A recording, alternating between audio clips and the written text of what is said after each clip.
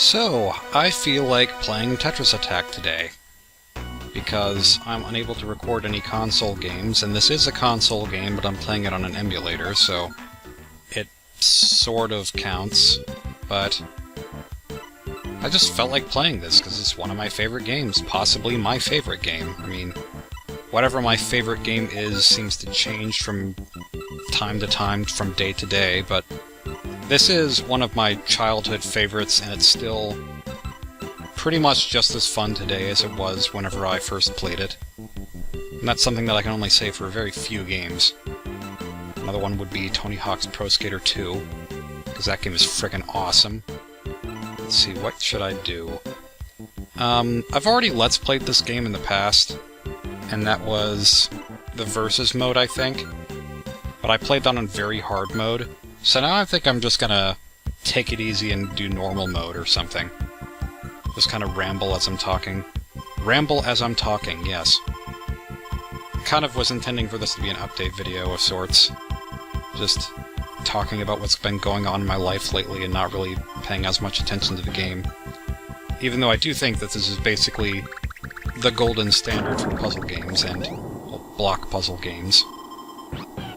Far better than Tetris or Dr. Mario. And if you disagree, you're wrong. So anyways. What's been going on with my life lately? I just moved from Mississippi. I'm not going to say where I moved to, but I feel like I'm okay with saying where I moved from because I'm not there anymore. I don't live there. Not that if I even said what state I'm living in now, people would be able to judge exactly where I live, but still, I like to be on the safe side of things. Better safe than sorry. Maybe that's just me being paranoid, I don't know, but in any case, I remember a long time ago with my Banjo-Kazooie Let's Play, I had just talked about, or I was talking about how I had just moved to somewhere in the South, and what I meant was Mississippi, but I was talking about how I didn't want to accumulate a Southern accent because I thought that they sounded dumb. I still kind of do, but I think certain Southern accents sound great. Like, I think it's Ned Beatty who does Lots of Huggin' Bear in Toy Story 3. I think that's a cool voice. Well, howdy there! I'm not gonna try to do that again. Okay. And yeah, I was just saying, like, I didn't want to have that kind of voice, because I just didn't think it sounded cool or anything, or it just sounded kind of stupid to me. But I still think that I most likely have accumulated some kind of Southern accent, because even though it's not, like, vividly apparent, I have gotten lazier with my speech, I think, since before we moved to Mississippi, so... And I feel like that's kind of the staple of Southern speech, is that it's a drawl, that you're not really thinking about talking, you're just kind of talking, words slur together. But enough about that, I guess. Now that we've moved, life is pretty cool. I mean, the reason that we moved was, or at least the reason that my parents think we moved, is because I didn't like my old college anymore. My Mississippi college. I mean, it wasn't Mississippi College, but it was a university in Mississippi, and I didn't like going there, so stopped going there. Basically, it just felt like it wasn't really much of a challenge, and I didn't feel like I was learning anything, and it just seemed kind of like a hindrance, rather than something to press me forward with my education. So yeah, didn't go through with that. But I get to keep my credits for the first 2 years that I went to that university and carry them over to the new university that I'm going to, which is really nice, because I didn't want to go to another... Like, I don't want to stay a full 4 years at any university, I don't think. I like a little bit of variety. And so now, I mean, I had a Bachelor in Fine Arts degree, or that's what I was working on, but now it's changed to an animation degree. Even though animation is not really what I want to do ultimately with my life, it's still a part of game design, independent game design, specifically is what I would like to do. Even though that might not be necessarily the most profitable endeavor, but it's... I don't know, it's my passion, so I'm going for it. Speaking of which, well, I guess I'll get to my game later. I was going to talk about how the reason that my parents think I moved, the reason I said that is I personally think that we moved because I just didn't like Mississippi anymore in general. I was just kind of tired of being there. This is boring. I mean, I don't want to be rude to any Mississippians out there now, but it's just like, it's not... I don't know. I mean, after 10 years, wanted something new. There were like 3 places around that were interesting where we lived. I'm free. Good job, Poochie. Gosh, Poochie in Epic Yarn has the world's humongusest tongue. Yes, that is a word now. Humongusest.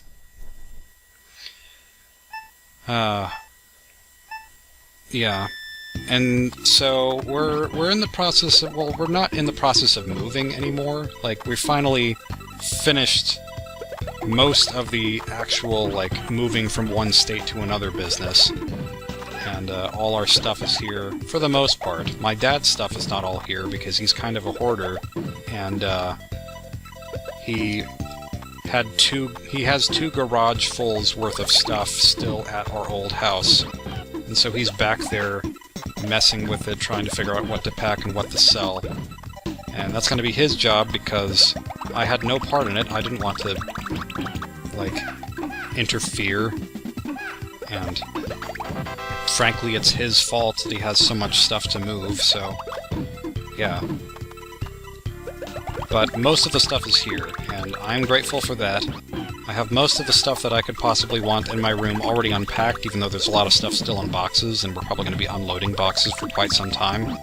Hopefully not as long as Bob and Helen Parr. If you remember that part in The Incredibles, whenever Helen / Elastigirl is on the phone with Bob / Mr. Incredible. We are now officially moved in. And the last 3 years don't count because I finally just finished packing the last box. So now, it's official. Ha ha ha. That's the most impressively unnatural laugh.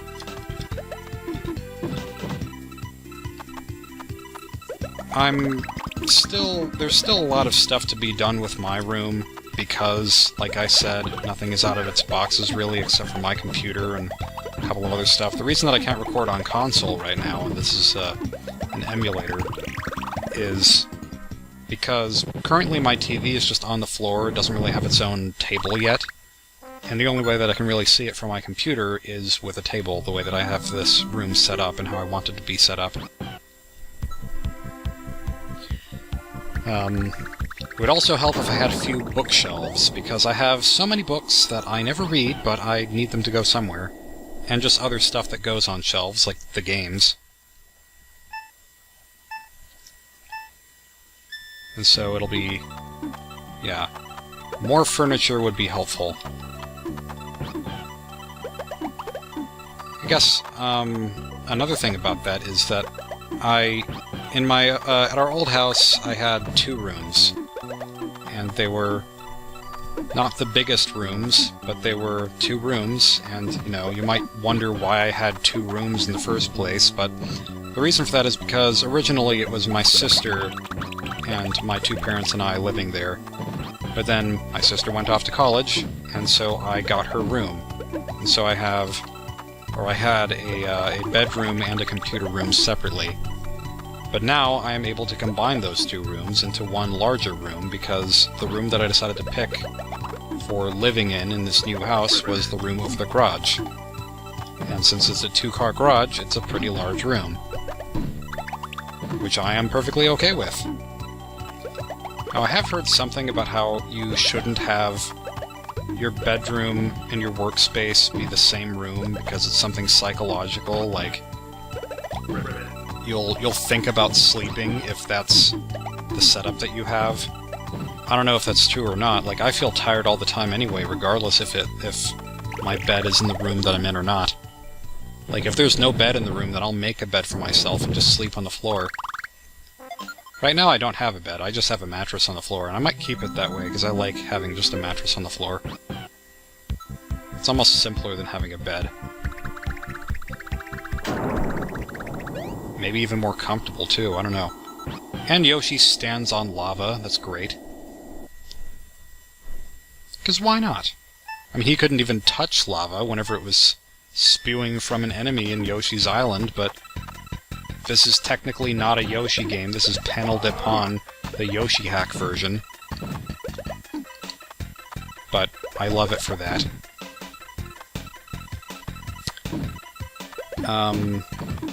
Yeah. 2 rooms, changed into 1 room. One of the downsides to being in the top room, though, just above the garage, is that every time the garage door opens or closes, I get to hear that in great abundance, with great capacity. And there's also a window just next to my computer that I can hear all the children outside through.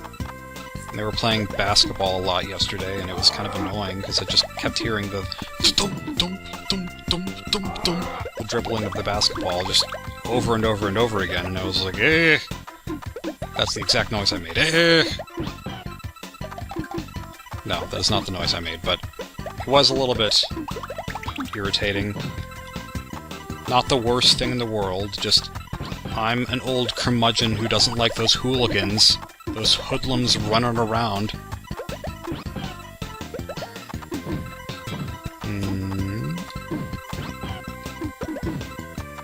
Now, I guess I could move on, because I'm trying to think of, like, everything to say in the order of how it happened. Like, in my classes now, right now I'm basically procrastinating, because I have one class, my 3D design class, it's not what I expected it to be, and it's fine that it isn't, but what I expected from the 3D design class was, like, 3D modeling in a program. Like 3D modeling software, something like Autodesk Maya, which is what we're using in a different class, which is my Introduction to Animation class, where we just learned how to make a little solar system. And that's all well and good. But the 3D design class, I walked in there, there were no computers in there, and I thought, well, are we supposed to bring laptops to this class or something? Like, what am I missing? And what I was missing was, it's a class where we actually make 3D models. Just physical 3D models, and you know, that makes sense. Why didn't I think of that earlier? Lungefish and Flopsy Fish. Flopsy Fish is a great name.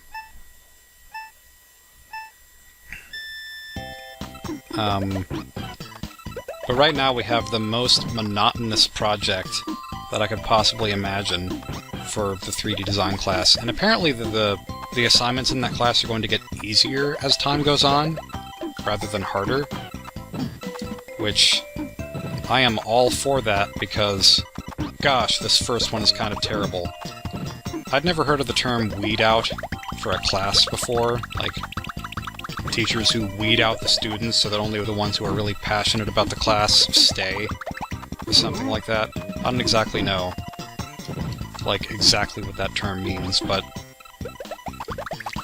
this seems like one of those weed out assignments, because we're trying to make spheres inside boxes with fishing line and beads.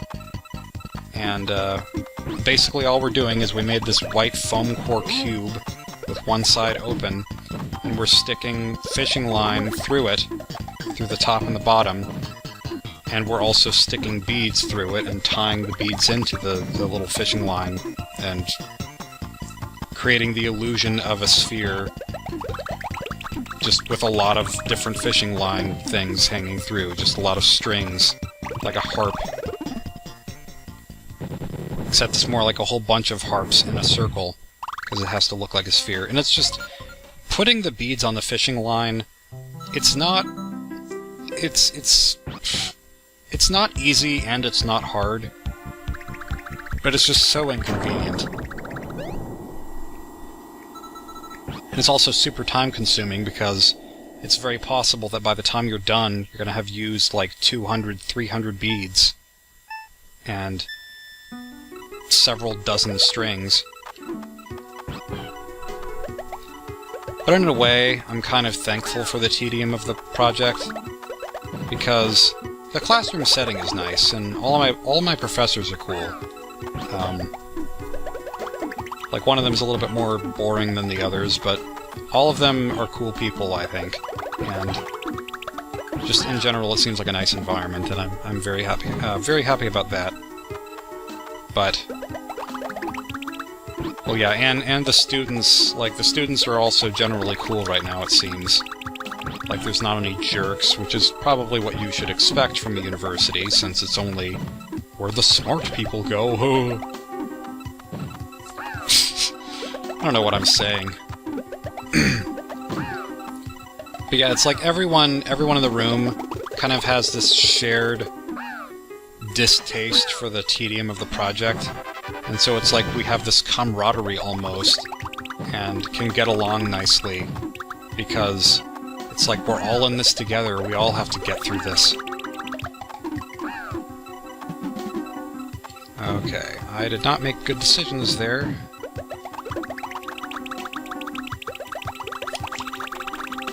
Trying to figure all this out. Okay, I can manage this. That's not what I meant to do, but gosh, I'm not used to using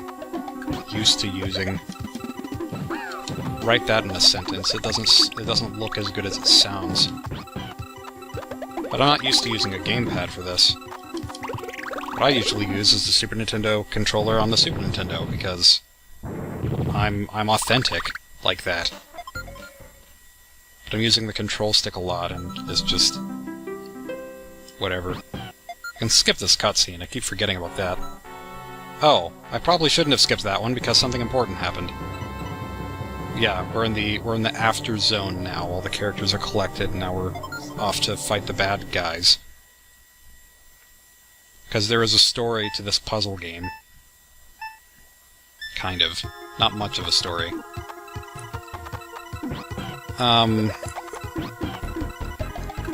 Well, the reason I'm thankful for the tedium of the box project is mostly because with my game design right now, working on Project Comet, the game that I've been working on for years and will continue to work on for years, surely. But don't call me Shirley. Right now, what I'm doing with it is, I determined that basically to do everything that I want to do with the game, I'm going to have to add costumes for the main character. My main character, Patina, who is a 9-year-old girl with paintbrush hair. And, yeah, I want her to have different outfits. And so the only way to really do that is... this is kind of something that I've already done now, is take all of her sprites where she's wearing her clothes, her sweatshirt, kind of like Phil in the Riddle School series. Take all that, and remove the clothes, and I've also went ahead and removed her hair from all the sprites too. So she's just this bald, naked person, but no naughty bits or anything, don't get any ideas. And, I'm gonna have to re-add the sprites, basically reanimate them for every frame of all the different sprite animations. And now, if I'm not mistaken, because this is normal mode, this might be the last boss of this area. Unless I have to fight Kamek. Either Kamek or Magikoopa afterwards. It's probably Kamek and the Magikoopas.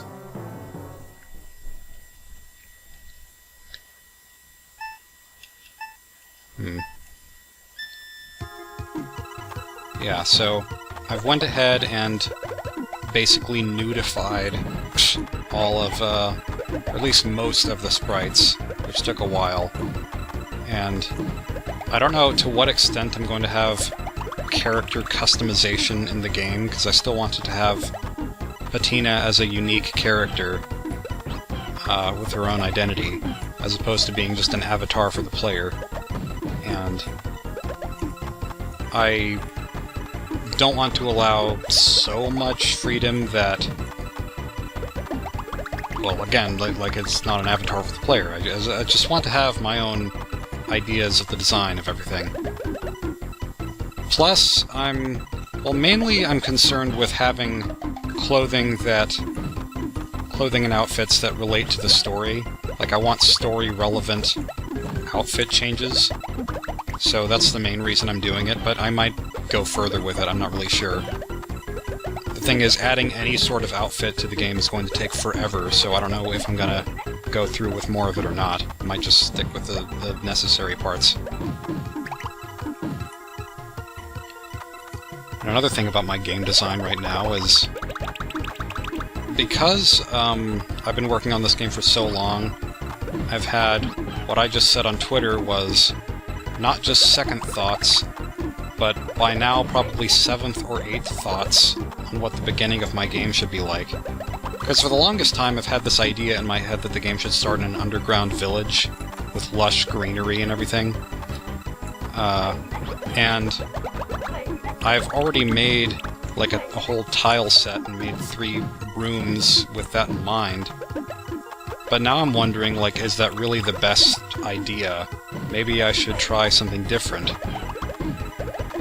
And so I'm beginning to think that maybe my game shouldn't be like the Kokiri Forest from Ocarina of Time. Maybe it should be more like Skyloft from Skyward Sword. Not that I would want to match the pacing of Skyward Sword, because that game starts slower than molasses, but I like the setting, and I think that it would work symbolically for my game too, maybe to have the sky, and it might even work better from a story standpoint, with like the general idea that I have. I'm not going to try to spoil too much. Not that there's much to spoil, since clearly everything is still up in the air, and maybe more will be up in the air whenever I have a sky level. If that happens, I'm not sure if it will. But the joke was there, it had to be done. And I've found that playing Tetris Attack lately, which is... like, this is really my first time in a while... Well, no, that's not true. This is not my first time in a while playing Tetris Attack, because recently I beat the puzzle mode for the first time. And there are a lot of levels in the puzzle mode. And every time I got stuck on a level, I tried to look up what the first move was on a walkthrough. I didn't try to look up the whole puzzle, just the very first part of each one that I got stuck on. Which still gives a good bit away, quite frankly, but... yeah, I did that for the first time, and I was very proud of myself, because the puzzles in this game can get quite difficult. Kamek and Kamek's totals? Oh, toadies, okay. The I was not very clearly an I there. It looked a little bit like an L to me because of the shading and everything. I thought it was totals, like, your total score for this level is 6. Just 6. Tetris Attack has been inspiring, though, lately, because lately I've been thinking about, like, what are nostalgic games? Because I would kind of like the beginning of my game to feel nostalgic, even though anyone who's playing it for the first time would obviously have no past experience with it to be nostalgic for. But I feel like there might be such a thing as inherent nostalgia, like something could be... even though I'm not a fan of the word objective, I guess you could say it's objective nostalgia. Because, well, I know that someone mentioned on Twitter that, maybe it was Jordan, that Willy Wonka and the Chocolate Factory, with Gene Wilder, rest in peace, is a nostalgic movie, just inherently, because it has a sense of magic to it. It's so whimsical just on its own. And so maybe that's true. Maybe there is something that you can do with nostalgia just by making something a certain way. In my case, Tetris Attack is a pretty nostalgic game, and it might be because of the color scheme, it might be because of how flashy and childlike it is. And some Kirby games, even though I haven't played all of them, like certain Kirby games are kind of like that for me too. I remember watching, like, Kirby's Dream Course with the Game Grumps. That's a rather nostalgic one for me, even though I've never played it. Oh, and this credit sequence, gosh. This credit sequence goes on for a bajillion years, but it's also beautiful, so I don't mind too much. I know it's possible to move this around, move Yoshi on the rainbow, but I'm forgetting how to do that. Oh well, I'll just leave it. Yeah, like, this is really nostalgic to me. Partly because I have good memories with just beating this game again and again, but also because it's just something about the music, something about the colors. It feels like the end of a long journey, even though it's been 26 minutes, and that's it.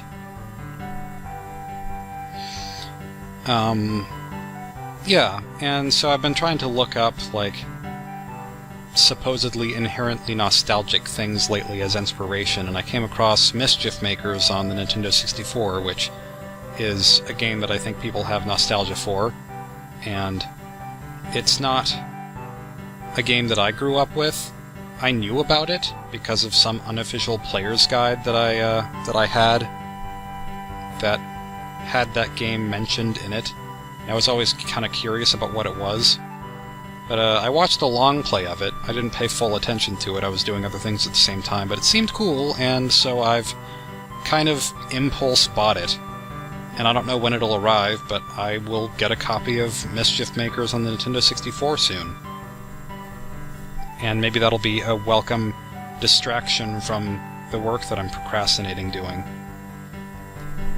I did make a goal for myself at the start of the school year to do everything work-wise as soon as possible so that I'd always have free time afterwards and not have to think about projects looming over me. But this one project in particular, this box project with the stupid fishing line, is probably a bit too much for me. And I don't want to give it any second thoughts at all. Or seventh or eighth thoughts. Original Yoshi music, Koji Kondo. Still doing great work.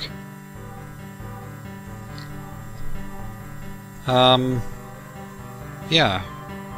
So I guess that's about it. I could let these credits roll on, because as far as I remember, they go on for like 10 minutes. Whatever. This is mostly just kind of an update video. Eventually, I will get back to Twilight Princess, aka the world's longest running Twilight Princess Let's Play of all time, because I just never get to record it. Or even whenever I have a chance to record it, I just don't, because I'm working on other stuff like school or my game, or I just don't feel like it. Because those things are definitely higher priority for me. Now I'm thinking, like, every time I say because, I say cuz instead. And that's reminding me of Danganronpa 2, because of whoever that character is that says cuz, and it's spelled C-U-Z in the text. I haven't played the Danganronpa games, but I've seen them, and that's probably good enough. Like, I kind of hate to say that I've gotten the whole experience from them by watching them, but kind of. That's another thing about my game, is that I want my Project Comet game to be something more like Yoshi's, not Yoshi's Story, well, kind of Yoshi's Story, Yoshi's Island, Tetris Attack. Any game that is fun to just play and is more than just something that you could watch once and get the whole experience out of, that's what I want to make. And I feel like, as it stands, most of the games that I've made don't really have much replay value. People have told me in the past about how they have played the Riddle School games dozens of times because they just love them, and they love the humor in them and the cutscenes, and there's something about them that just makes them keep coming back, and that's really kind of amazing to me. But at the same time, in my own mind, it's like they're games where you figure out the puzzles, and then once you figured out the puzzles, then you're kind of set for every single other time you play the game. Like you've gotten all the thoughts out, and you know how to beat it every other time. It's not a new experience every time, as far as I'm concerned. It's also the same with Undercooked, it's the same with Revive, my puzzle platformer. Probably the same with, well, maybe to a slightly lesser extent, the One Night at Flumpty's games, but once you've beaten them, there's nothing else to do. So I want to make a game with replay value, and I'm studying up on ways to make that happen, because I'm not really informed on that sort of thing. It's a long, long learning process. And so that is an update on my life while playing the normal mode of one-player versus Tetris Attack. Everyone play Tetris Attack, it is the best game ever. Maybe.